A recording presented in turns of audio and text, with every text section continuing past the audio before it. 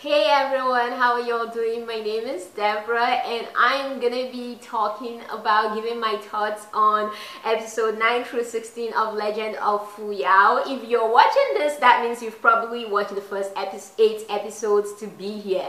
So I'm not gonna give you a summary of what the episodes were about or anything like that. So grab your teacups and tea mugs and come along with me on this journey as we discuss episode 9 through 16 of Legend of Fuyao. And I'm sorry this is coming late. I worked all week, so I really didn't have time to really edit, upload this and make these and all, but we're here now, okay? Without further ado, let's do this.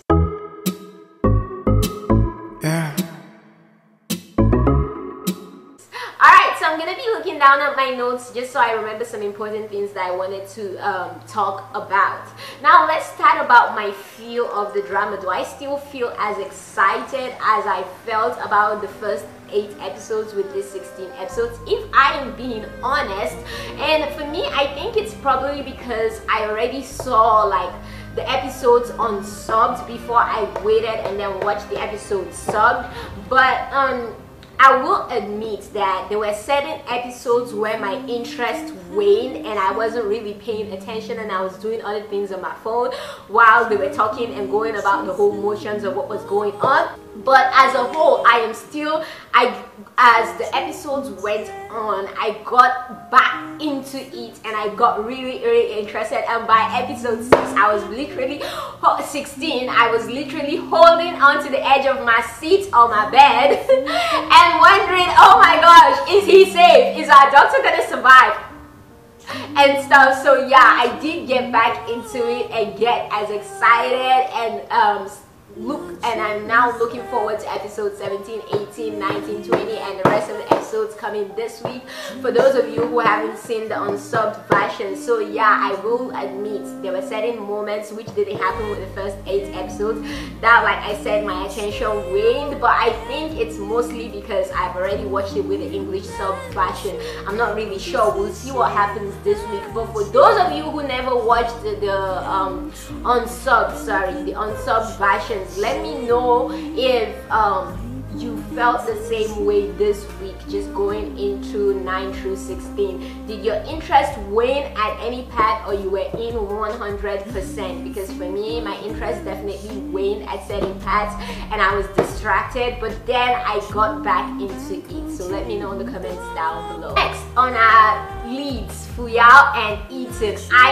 am still definitely team Ethan, even though our second male lead has come in, but right now I'm definitely unaffected by the new love rival who is Vengo Gao.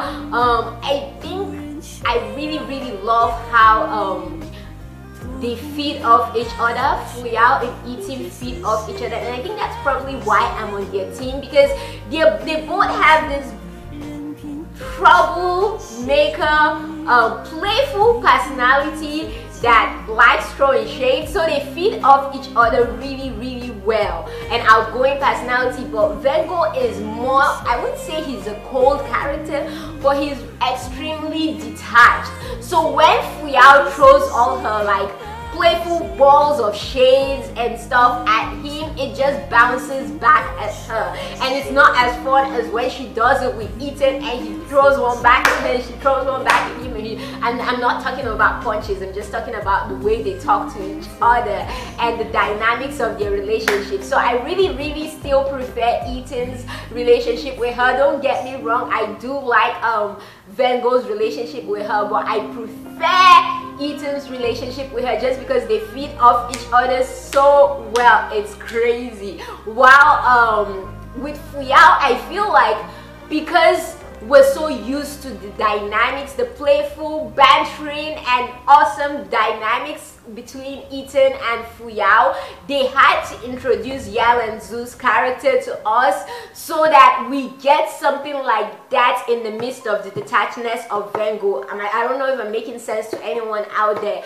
but that was actually when my interest started to wane a little bit. And like I said, maybe it's because I've watched the English the unsub version before watching the English sub version. But when Vengo came, the relationship dynamics was not as interesting as with eating till Yan and Zhu was introduced, and then she added fun and craziness again to the relationship between Vengo and Yang Mi, which Wuji's character didn't need with Fuyao, but then Yan and Zhu's character added that for Zhang relationship with Fuyao. But Wuji's character didn't need that extra third person to add that dynamics to that relationship. The two of them could literally carry the screen and carry the audience with them without needing that third buffer to help the dynamics of their relationship. And I think that's why I prefer Ethan's relationship, because if you remove Yan and Zhu's character from the equation, I really don't see most of us going as gaga for Zhan's character like as of now, as we are going gaga for Ethan's Wuji's character. Hopefully I'm making some sense right there. But I really do love Yan and Zhu's character and her crazy. I love how she was introduced to us, and that was like a real symbolic or symbolism on who she's going to be and how her character is going to be throughout the drama. They really made a great, will I say, description at the first introduction of her, of who she's going to be. We know how it's gonna end up with her, but I think one thing that I do love about Yan and Zhu's character is she's showing the other side, the good side of a crazy obsessive relationship, not the Pei Yuan side, because her and Pei Yuan are both crazy obsessive with this love for the character that they claim to love. But the difference between her and Pei Yuan is that Yan and Zhu, even though when she thought that what's his name, Zhan was interested in Fuyao, she didn't try to hurt her, and her mind would never have gone there to actually hurt her or act on hurting her. But Pei Yuan is the type that even if she kills you, she has to kill you to get what she wants, which is the guy. She'll do that. So I love how they're showing the difference in extreme love / obsession, how one is doing it the right way, and she knows that at the end of the day, if he doesn't want her, she'll walk away with no regrets, knowing she tried her best, while the other one is out to get everyone that tries to stop her. It's either me or nobody else, and I'm gonna kill anyone else that stands in my way. So I think it's really, really interesting how they showed us, will I say, mirror images of both characters, like the two sides to the story of obsessive love or crazy love. But yeah, what did you all think about that? Let me know what you thought about that too in the comments down below. Something else that I really liked about this drama so far, or this few episodes, is the bromance and the sistermance. The sistermance between Yan and Zhu's character and Fuyao. I really like that Yan and Zhu was introduced, and she is going to be her sister. She's already calling her Jeje, Fuyao Jie and all, like Fuyao older sister and all. And I really love the bromance between actually Ethan, the doctor, and his assistant, and Vengo and his general, the general who he gave, which is a part that is seen, one of my favorite scenes from this drama, and all, where he gave his what do we call it, his, well, I say ID to his general, and told him to go back to their country or their kingdom and deal with situations for him, because that showed great trust. So I really like the bromance between him and his general. Something else that I kind of wanted to touch on is, was I the only one? I think one place that really got my interest back when my interest started waning was the scene where Pei Yuan overheard the senior brother and his father talking about killing her. But I expected them to act more on it, but it's almost as if the writer forgot that that happened for a second, because the next few scenes we see Pei Yuan, she's still out to get Fuyao, like, girlfriend, your husband wants to kill you now. Fuyao is not the reason for that, like, go kill your husband or handle that. Like, it still feels like she still is holding on to some hope that she can fix the relationship even after hearing the plans of her father-in-law and her husband to kill her. So I kind of wish they had acted more on that and really explored more with that team, and just seeing both of them going against each other, I feel would have made this drama even more interesting. Hopefully they work on that in the coming episodes,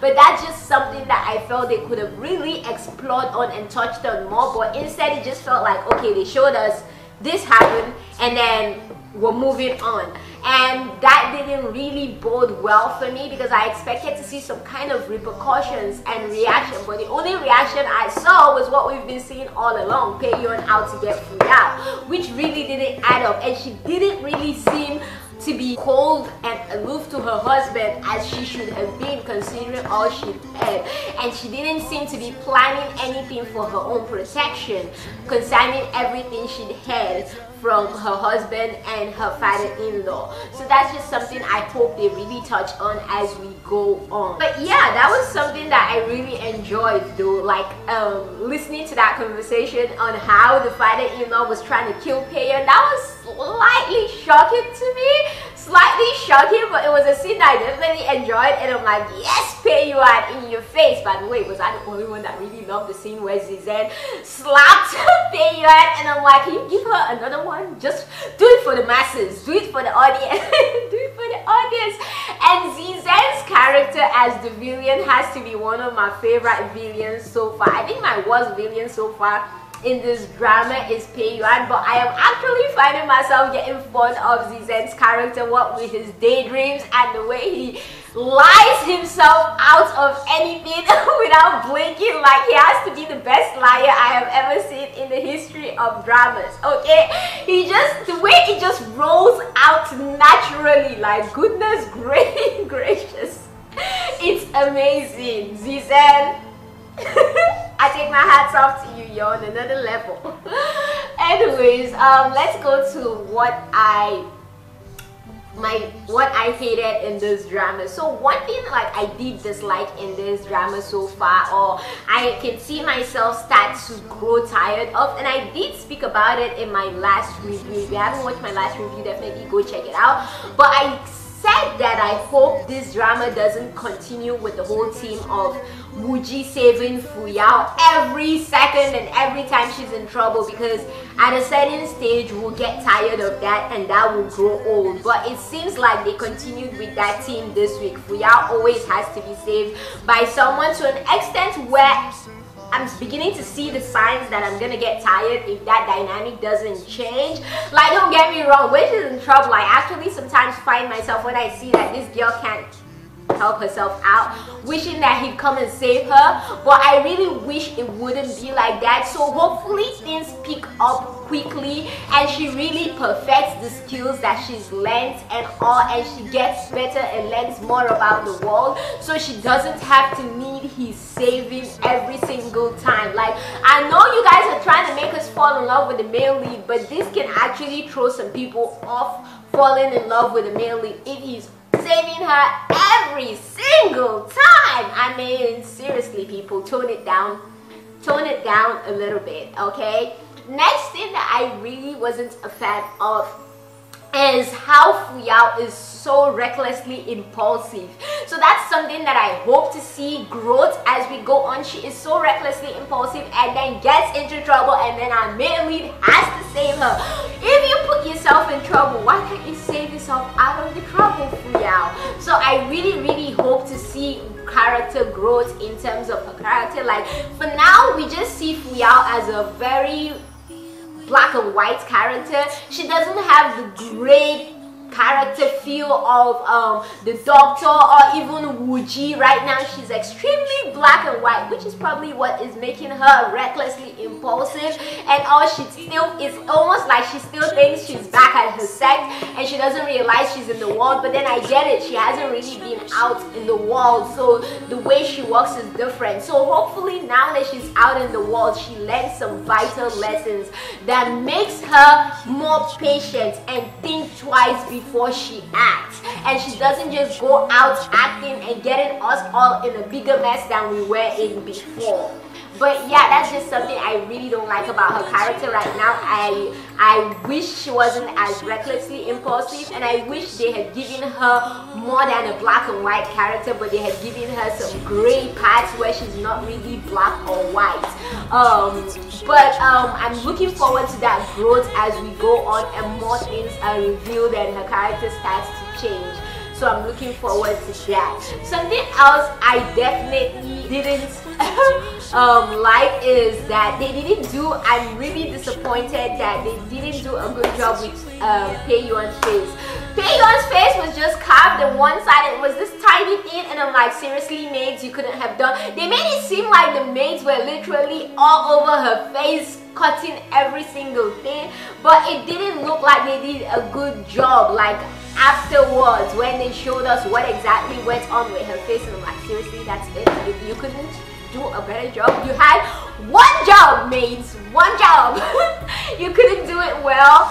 But yeah, that's just something that slightly bugged me and stuff that I wanted a difference in. My favorite scenes in this drama, my number one favorite scene definitely has to go to the scene where the Wuji, Zhang, and Zhan were at the hunting ground and having the conversation where Wuji and Bei knew what exactly they were talking about, and they knew each other's secrets, and they were kind of throwing shade at Zhan, and Zhan was throwing his own shade back at them, especially at Zhang. So that whole conversation between three of them was especially funny, especially the part where Zhan said he's sure that the king will look into it and absolve him of any accusations, and then Zhan was like, like, you don't know that this king is actually out to get you, but I know that he knows your secret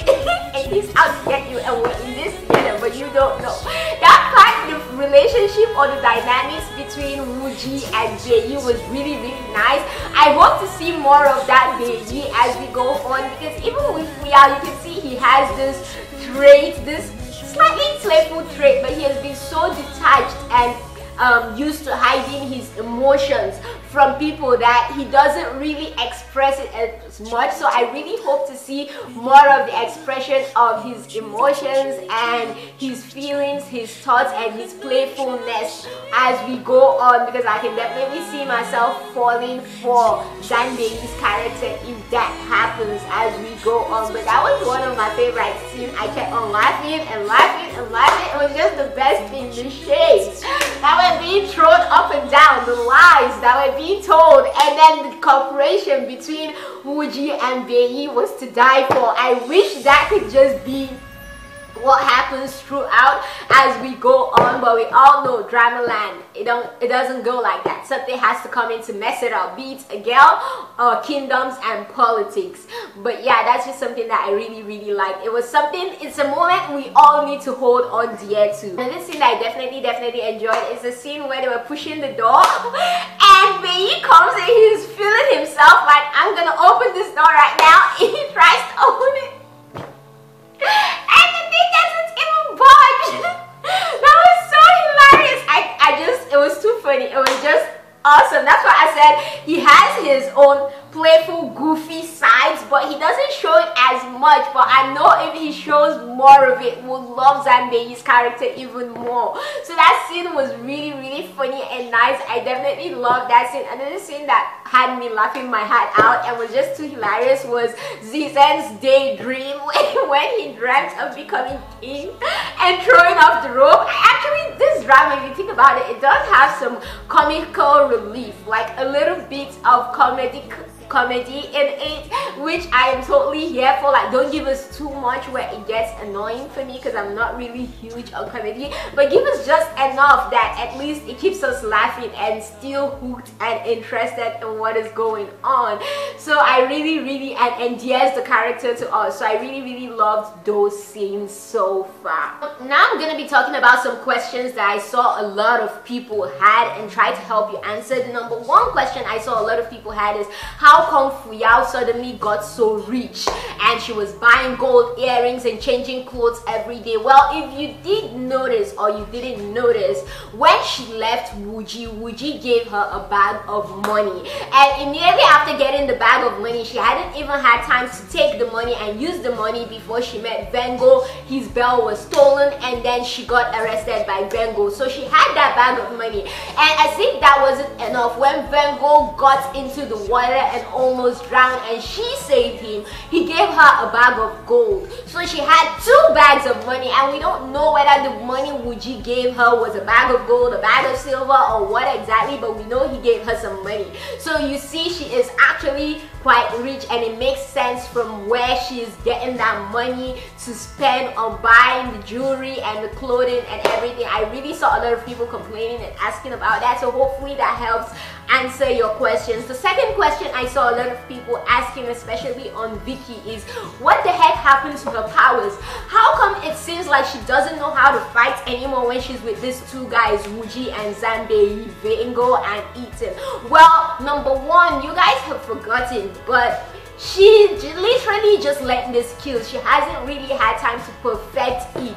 That time when she was in Zhuan sect, the reason she was able to beat them is, number one, their skills ain't even all that in the first place. That's why they have to try to steal her skills. And number 2, it was a last-minute training she was given at the first stage, and that first stage, like I said, is greater than the skills of all the other members in the group. But compared to Zhan and Wuji's character, who have spent years training in their own sets, and they're literally the best fighters in the whole 5 kingdoms, it's not gonna be easy for her to be able to just take them down when she's still at the first stage of her skills.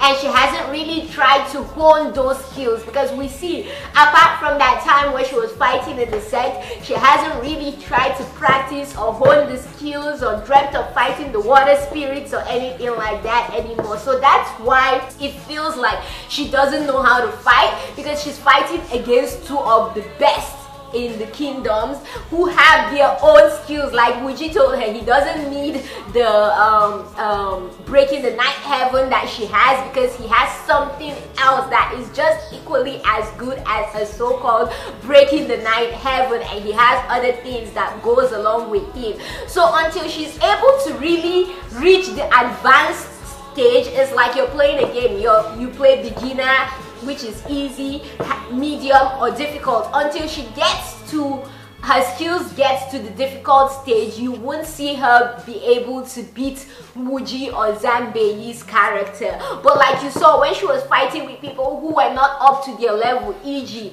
Pei Yuan or the slaves that came at her at the slave market, she was able to beat them up. So hopefully that does clear it up for a number of people out there who had some questions. I really did, at the end of this episode 16, I found myself, oh my god, I need to go watch episode 17 right now, subs or no subs, and I went to watch it. Stop saying it.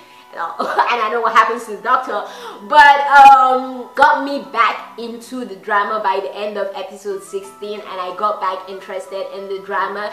And so far, while it hasn't, like I said, overtaken 10 Miles of Peach Blossoms, or even reached the level that 10 Miles of Peach Blossoms did for me for this week, I will say it still has my interest. It definitely still has my interest, and it keeps me wanting to keep watching more of the coming episodes. But what about you? Are you still interested in this drama so far, or has your interest totally waned and you're done with Legend of Fuyao? Let me know your thoughts in the comments down below. Favorite quote of the day. My favorite quote from this drama is the scene where Wuji says he's even suspicious of himself 3 times a day. How can he trust me? When he was talking to the doctor about zhan, and he said he's even suspicious of himself 3 times a day. That was definitely my favorite quote of the drama for this week. Yeah, did you have any other favorite quotes? Let me know in the comments down below. Don't forget to give this video a like, don't forget to share, subscribe, and keep being the awesome, beautiful people you are.